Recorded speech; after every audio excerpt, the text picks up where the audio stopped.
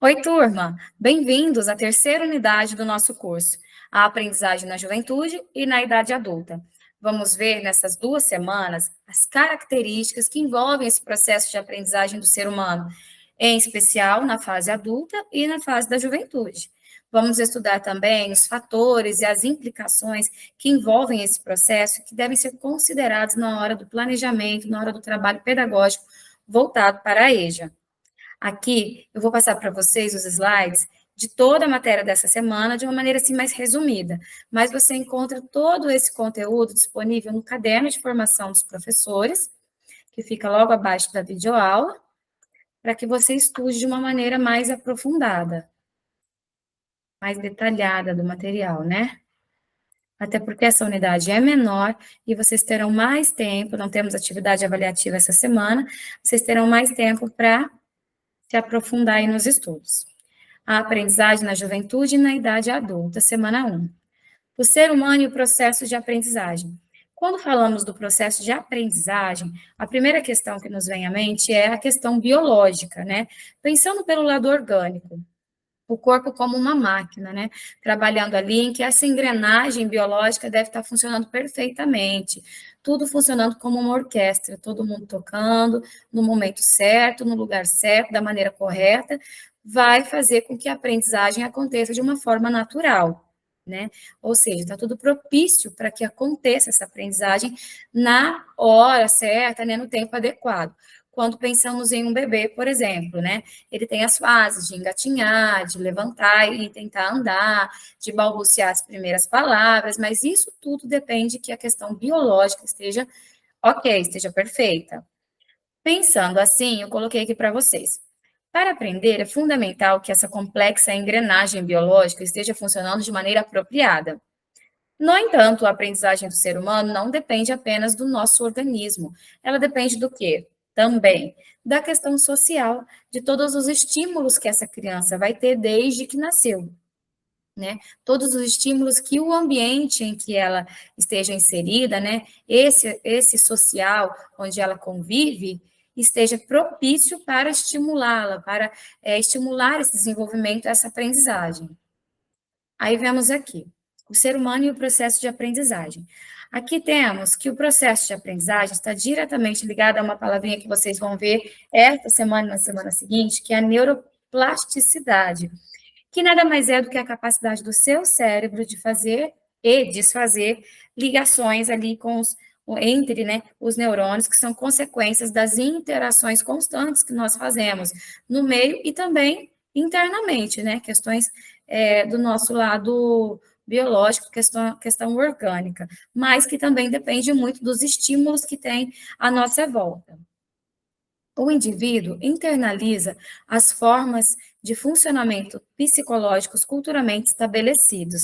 Isso nós sabemos, né, e vimos bastante também até aqui, que aquele indivíduo que nasce numa determinada região, sobre aquele tipo de linguagem, aquela cultura, aquela maneira como ele tem de perceber-se a si mesmo e ao outro, as crenças que ele aprendeu ali naquele povo, ele internaliza e aquilo passa a fazer parte da personalidade dele, né? Passa a ser parte de quem ele é, né? Fica ali internalizado mesmo.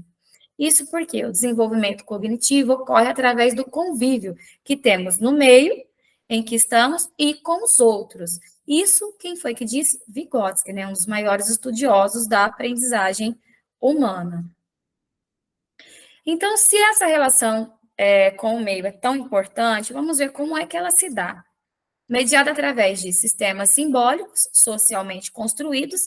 Aqui colocamos como exemplo a linguagem, né? No caso do bebê que eu já citei, por exemplo, um bebê que convive com bastante pessoas, que estão interagindo com ele, que estão trocando, ele vai em diferentes ambientes, com diferentes pessoas, então ele tem muitos estímulos e um provável desenvolvimento da linguagem aconteça assim bem rápido, né? Ao contrário daquele que fique mais recluso, que esteja mais quietinho, que não conviva com muita gente, né? Também acontece na relação com seus pares e nas experiências com o mundo concreto, ou seja, esse bebê que passeia bastante, que vai para a creche, que fica com os avós, que tem a babá, convive com os primos, então ele tem muitos estímulos para que ele se desenvolva mais rápido do que aquele que ficou mais quietinho, né? Tá bom, mas aí a gente vendo até aqui que esse fator biológico e o fator social estão diretamente ligados ao desenvolvimento e à aprendizagem. O que podemos levar disso para a aprendizagem de jovens e adultos? Então, a gente tem que considerar o quê? Que assim como acontece, né, com as crianças, e essa criança se torna um adulto, ela carrega toda essa vivência, toda essa história de vida, né, tudo internalizado. Então, quando pensamos na educação de jovens e adultos, o que nós consideramos? É fundamental considerar na aprendizagem dos jovens e adultos que eles têm uma história de vida, que molda a forma como eles aprendem. Então, diferente da criança que está aprendendo tudo, que tudo é novidade, que tudo é uma descoberta, esses adultos que chegam à escola, eles já têm uma maneira de aprender, eles já têm uma maneira de ser, eles já têm internalizado nele tudo que ele aprendeu durante a vida, a maneira como ele aprendeu, toda a vivência, toda a experiência, tudo que ele sofreu ali durante a vida, né? De tudo que ele foi subordinado. Aí nós passamos então aos níveis de desenvolvimento, já que falamos de Vygotsky, vamos para os níveis de desenvolvimento. O nível de desenvolvimento potencial é aquele em que o indivíduo só consegue realizar algo com a ajuda de outras pessoas mais experientes. Ou seja, um exemplo, se você tem um celular e não está habituado a usar, não sabe como funciona, e precisa daquela pessoa mais experiente, né? Seja um filho, um amigo, alguém ali para te auxiliar, te orientar, está sempre ali te conduzindo, né? Te mostrando o caminho, a maneira como faz. Então, você ainda está naquele nível de desenvolvimento potencial. Ao longo do tempo, depois de usar bastante, já está fazendo isso com os olhos fechados, já é automático. Você já passou para o nível de desenvolvimento real, que é relativo às funções e às capacidades que a pessoa já aprendeu e que ela já domina. Entre esses dois níveis de desenvolvimento, o potencial e o real, nós temos o nível, nós temos as zonas de desenvolvimento potencial, perdão, ou proximal, né, como alguns costumam falar. Ela diz respeito àquelas funções que ainda não amadureceram, ou seja, você está desenvolvendo ainda, né? Você teve ajuda, você obteve ajuda, você ainda não chegou no nível de desenvolvimento real. Então, você está na zona de desenvolvimento proximal, está no percurso do que ainda não foi concretizado. Bom, ainda falando de questões biológicas, nós temos as funções psicológicas superiores. É necessário para que haja aprendizagem que essas funções psicológicas superiores também estejam funcionando perfeitamente, né? Estejam ali bem orquestradas, trabalhando juntinho. Por quê? Porque delas dependem o aprendizado. Memória, percepção, atenção, consciência, pensamento, fala, vontade, emoções e formação de conceitos. Só que elas são subordinadas o tempo todo a estímulos, desde que a criança nasce, né? E leva isso para a vida toda.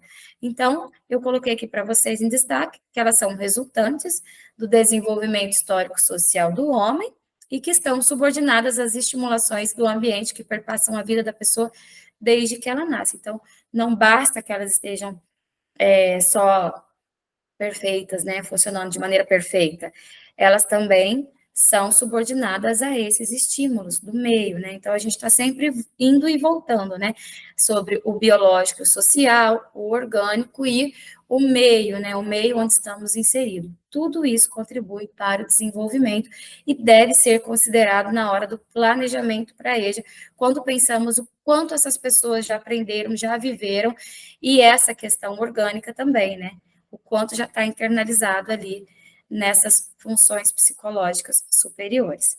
Então, pessoal, para essa primeira semana, é esse conteúdo, as páginas estão ali disponíveis para vocês, tá? Então, façam bons estudos e eu encontro vocês na semana seguinte, semana 2. Até lá!